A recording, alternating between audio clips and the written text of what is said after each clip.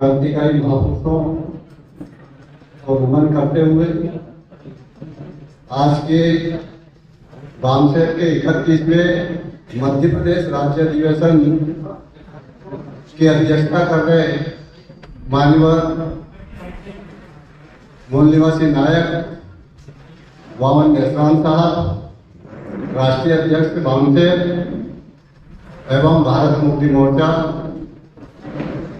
इस कार्यक्रम के उद्घाटक माननीय डॉक्टर जी.डी. गुरबासे साहब, सेवानिवृत्त उप संचालक पशु चिकित्सा सेवा भोपाल, मुख्य अतिथि माननीय रामलखन सोनी, राष्ट्रीय अध्यक्ष राष्ट्रीय अति पिछड़ा वर्ग मोर्चा नई दिल्ली, माननीय पी.एस. रावत, परियोजना अधिकारी झाबुआ, आयुष्मती कंचनलता लांजेवाल, राष्ट्रीय प्रभारी आंगनवाड़ी सेविका संघ नई दिल्ली, सभी मंचासीन अतिथि और उपस्थित मूल निवासी समाज के सभी जागरूक बुद्धिजीवी साथियों,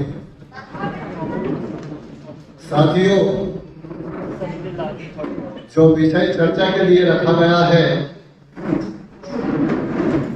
वो 18 मार्च 1956 को बाबा साहब अम्बेडकर ने पढ़े लिखे लोगों को आगाह करने के लिए कहा था कि मुझे पढ़े लिखे लोगों ने धोखा दिया, सचेत करने के लिए, अपमानित करने के लिए नहीं। 18 मार्च 1956 को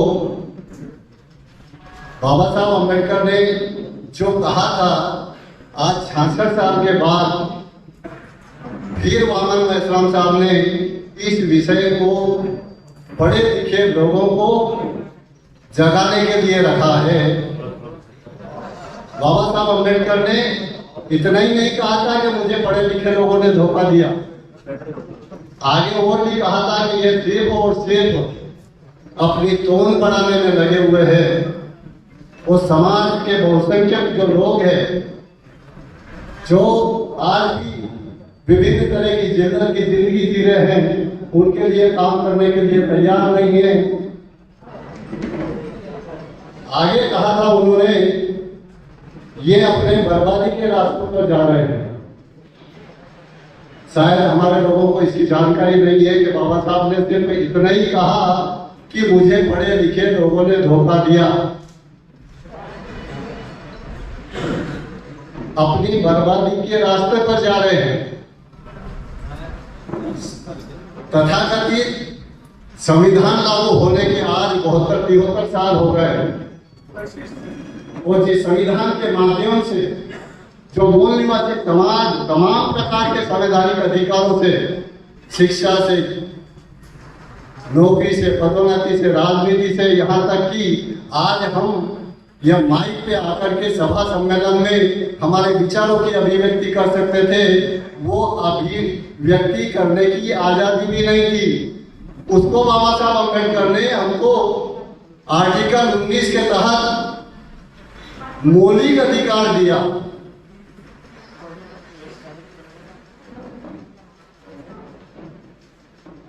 बर्बादी के रास्ते पर जा रहे हैं, ये कहा बाबा साहब अम्बेडकर ने।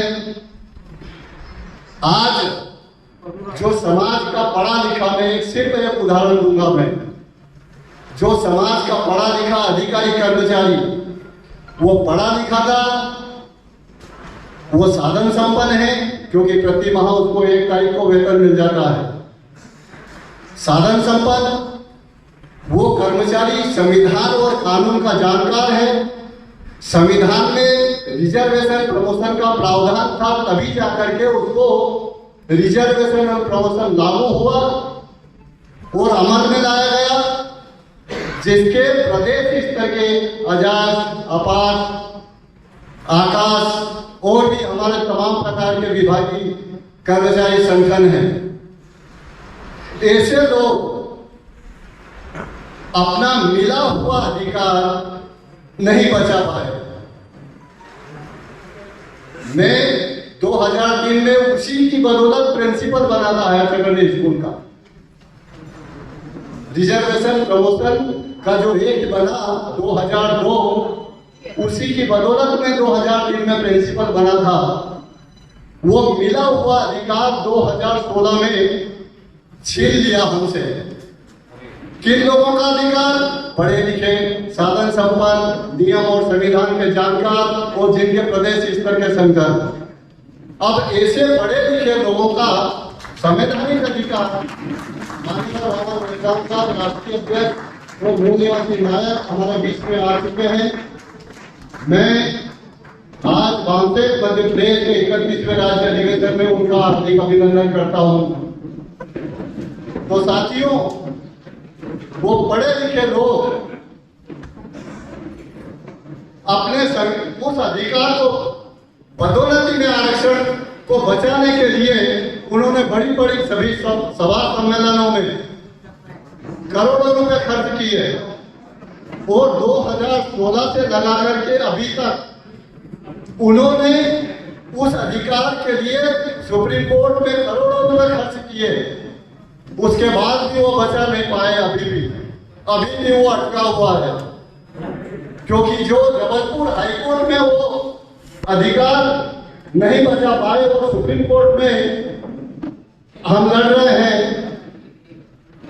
तो साथियों, वो पढ़े लिखे लोग अपना रिजर्वेशन और प्रमोशन का, पदोन्नति में आरक्षण का अधिकार को बचाने के लिए बड़े बड़े सभा सम्मेलन, रैलियां और सुप्रीम कोर्ट में खर्च कर रहे हैं। मैं उन ऐसे बुद्धिजीवी लोगों से सवाल खड़ा करना चाहता हूं। सिर्फ 10% लोगों को छोड़ करके, जो बामसेठ के साथ में जुड़ करके, और बाबा साहब अम्बेडकर ने जो कहा था कि मुझे पढ़े लिखे लोगों ने धोखा दिया, वो ऐसे धोखेबाज लोग नहीं है। बाकी धोखेबाज लोगों के लिए मैं कह रहा हूं कि आप लोगों ने उस रिजर्वेशन प्रमोशन के लिए करोड़ों रुपए खर्च किए। आप जिन अधिकारों और अवसर की बदौलत लायक बने पढ़ लिख करके, और जो अधिकार था गवर्नमेंट सेक्टर में आरक्षण का, कर्मचारी, अधिकारी, डॉक्टर, इंजीनियर बनने का, वो अधिकार बचाने के लिए कितने लोग खर्च कर रहे हैं। अगर वो अधिकार बचेंगे तो आपकी आने वाली जनरेशन को फायदा होगा। आप अपना पदोन्नति में आरक्षण के लिए करोड़ों रुपए खर्च कर रहे हैं, लेकिन जिनकी बदौलत आप लायक बने, जिनकी बदौलत आप, जिन अवसरों की, अधिकार की बदौलत आप डॉक्टर, इंजीनियर, अधिकारी, IAS, IPS बने, उस अधिकार को बचाने के लिए आप क्या खर्च कर रहे हैं? अगर वो खर्च नहीं कर रहे हैं तो आज फिर से बाबा साहब अम्बेडकर का वही 18 मार्च 1956 को जो पढ़े लिखे लोगों को एहसास कराने के लिए, उनकी सामाजिक जिम्मेदारी के निर्वहन करने के लिए बाबा साहब अम्बेडकर ने कहा था।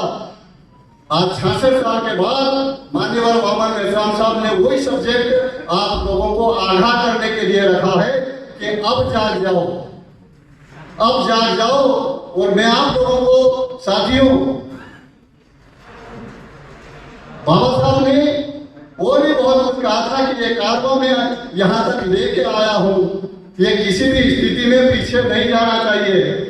आज प्राइवेटाइजेशन के माध्यम से सब कुछ, शिक्षा, नौकरी, पदोन्नति, सब कुछ खत्म हो चुका है।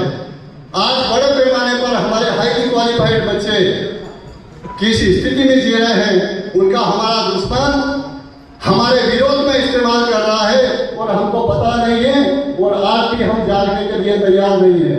इसलिए आज समय है हमारे पास। माननीय वामन मेश्राम साहब जीवन के 45 साल से इस मूवमेंट को खड़ा करने के लिए राष्ट्रीय अंतर्राष्ट्रीय लेवल पे दुश्मनों को एकदम आमने सामने लेकर के आ गए हैं। आप लोगों ने हरियाणा का देखा होगा, हरियाणा में DNA कॉन्फ्रेंस को उन्होंने रोका, यानी विचार अभिव्यक्ति की स्वतंत्रता, एकमात्र हमारे पास अधिकार बचा है आर्टिकल 19 के तहत, वो भी वो छीनना चाह रहे हैं। उसके लिए भी असफल प्रयास कर रहे हैं। वो रोक नहीं सकते हैं वामन मेश्राम साहब को। वो जानते नहीं है, हमारे लोग नहीं जानते हैं, वो जानते हैं कि वामन मेश्राम का कारवा कितना बढ़ चुका है, कितना ताकतवर हो चुका है।